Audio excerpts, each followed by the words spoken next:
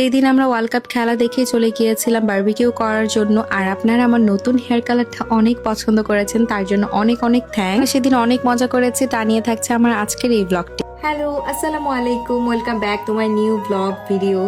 আজকের ব্লগটা হতে যাচ্ছে আমাদের বারবিকিউ নিয়ে। আমরা আজকে বারবিকিউ করছি। আর আজ এটি হচ্ছে আমার আজকের লুক। স্পেন জিতার খুশিতে আমার জামাইয়ের পাগলা পাগলা অবস্থা। এই যে এটা হচ্ছে আমার আজকের আউটফিট। এখন আমাদের বাসার সামনে এই যে গাড়ি চলে আসছে, দুইটা গাড়ি। এটা তো আমাদের গাড়ি, আর এটা হচ্ছে আরেকটা। দুই গাড়ি মিলে এখন আমরা যাচ্ছি বারবিকিউ করতে। আজকে অনেক গরম।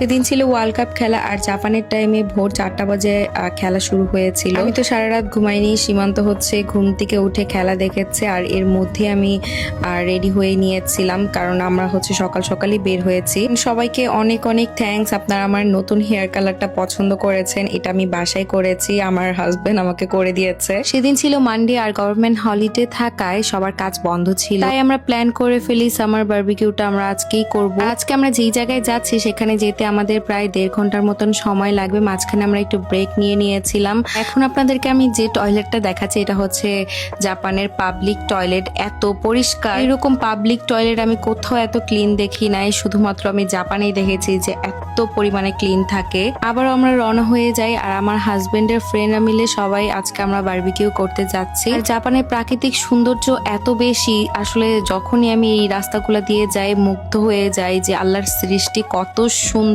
কি উঁচা উঁচা পাহাড়ের মাঝখান দিয়ে আমরা যাচ্ছিলাম, রাস্তাগুলোও এত ভালো লাগছিল। আমরা আজকে যেখানে এসেছি এটা হচ্ছে জাপানের ইয়ামানাশিকেন ওয়াতা ক্যাম্প সাইট। লোকেশন ডিটেলসটা আমি কমেন্ট সেকশনে দিয়ে দিব। যারা জাপানে আছেন তারা ইজিলি এই জায়গায় যেতে পারবে। জায়গাটা অসম্ভব সুন্দর ছিল, আর সেদিন ছিল সর্বোচ্চ তাপমাত্রা, কিন্তু এখানে গাছপালা থাকার কারণে তেমন একটা গরম লাগছিল না। এখন যেহেতু জাপানে সামার, সবাই আসলে সামারে এরকম বারবিকিউ করে থাকে। আমি বলবো যে এখানে আপনারা যেতে পারেন, এখানে তেমন একটা মানুষও থাকে না। আগেরবারও আমরা বারবিকিউ করেছিলাম, কিন্তু সেই জায়গায় অনেক মানুষ ছিল। সেদিন যাওয়ার আগে আমরা রিজার্ভেশন করে গিয়েছিলাম যে আমরা 2 গাড়ি নিয়ে এখানে আসবো। আই থিঙ্ক সেখানে শুধুমাত্রই হচ্ছে পার্কিং এর চার্জটাই দিতে হয়েছে, আর কোনো কিছুই পে করতে হয়নি। বারবিকিউর জন্য যা যা লাগবে সবকিছু আমরা বাসা থেকে রেডি করে নিয়ে গিয়েছিলাম, আর টেন্টটাও হচ্ছে সেখানে যেয়ে বেঁচিয়েছে। প্রচন্ড রোদ ছিল, কিন্তু বাইরে খুব সুন্দর ঠান্ডা বাতাস হচ্ছিল। অনেক রোদ।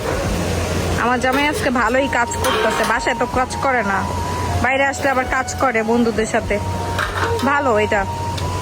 জয় ভাই সেদিন অনেক অনেক কাজ করেছে। এখানে দেখলাম যে বারবিকিউ মেশিনে সে হচ্ছে কয়লাগুলো দিয়ে রেডি করছিল। বাইরে যখন আমরা কোথাও ঘুরতে যাই তখন আসলে সব কাজ যত থাকে সব ছেলেরাই করে, আমরা শুধু ঘুরে বেড়াই। এত রোদ, ভাগ্যিস আমি এই ক্যাপটা নিয়ে আসছিলাম, নাইলে আজকে আমার পুরা মুখ পুরা শেষ হয়ে যেত। আর আমি এই পাংখা নিয়ে আসছি, ফ্যান নিয়ে আসছি, বাতাস খেতেছে। টিন 2টা আসলে ফার্স্টে উপরে রেডি করেছিল, তারপরে ভাবলাম যে একটু পানির কাছে করি, তাহলে বারবিকিউ করব আর পানি দেখবো, অনেক ভালো লাগবে। ভিউটা দেখতে অনেক সুন্দর লাগতেছে, সাথে পানির আওয়াজটা শুনতে অনেক ভালো লাগতেছে। পানিটা পুরাই ব্লু ব্লু, জাস্ট দেখেন কত ক্লিয়ার, একদম ক্লিয়ার ক্রিস্টাল পানি। ওয়াও।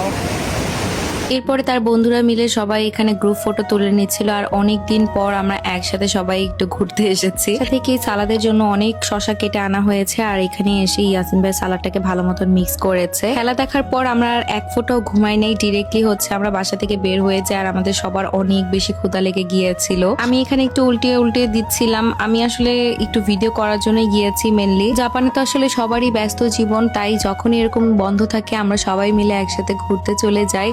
ঘুরতে গেলে একটু রিফ্রেশমেন্ট নিয়ে আসি। জায়গাটা আসলে অনেক বেশি সুন্দর। আমি বলবো যে আপনারা এখনো যারা বারবিকিউ করেনি, বারবিকিউ করার প্ল্যান করছেন, এই জায়গায় চলে যেতে পারেন। তেমন একটা মানুষও থাকে না। জামাইয়ের সাথে একটু রোমান্টিক ভিডিও করে নিলাম এদিক দিয়ে। এরপর ইয়াসিন ভাই এখানে সবার জন্য প্লেট রেডি করছিল, আমরা যেই কয়জন ছিলাম। খাবার দেখে তো আমি আর লোভ সামলাতে পারছি না, কারণ অনেক বেশি ক্ষুধা লেগেছিল, পেটে অনেক ক্ষুধা ছিল। ভেবেছি আগে একটু খাবার দাবার খেয়ে দিয়ে তারপরে পানিতে গোসল করতে নামবো। আমাদের এক ধাপ অলরেডি খাওয়া দাওয়া শেষ। এরপরে সেকেন্ড ধাপে আবার হচ্ছে বারবিকিউ করতে দিচ্ছে খাবার। এখানে বিফ দিচ্ছিল, আমরা বিফ আর চিকেনের আইটেমেই রেখেছিলাম।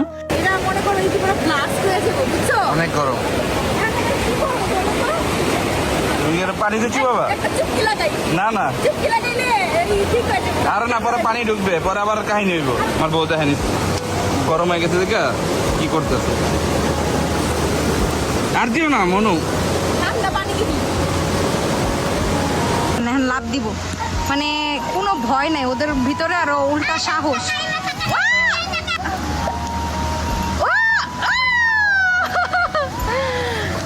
জাপানিজ বাচ্চারা কি করে, কেমনে কেমনে মাছ ধরে দেখছেন? আরে বাবা, এই কটুক বাচ্চা দেখেন, কেউ নাই আশেপাশে, ওর ফ্যামিলি মেম্বার কেউ নাই, একলাই মাছ ছেড়ে দিছে, মাছ ধরে। জাপানিজ বাচ্চাগুলোকে আসলে ছোট থেকেই নিজের উপর ডিপেন্ডেন্ট হওয়া শেখায়। ওর মাছ ধরা দেখে আসলে আমার নিজেরই খুব ইন্টারেস্ট ফিল হচ্ছিল। আসলে ও একটা মাছ ধরেছে, আমি পরে দেখেছি। শুধু একটু পা ভেজাতে নেমেছি আর পুরো ভিজে গিয়েছি, তো ভাবলাম একটু ভিজেই ফেলি।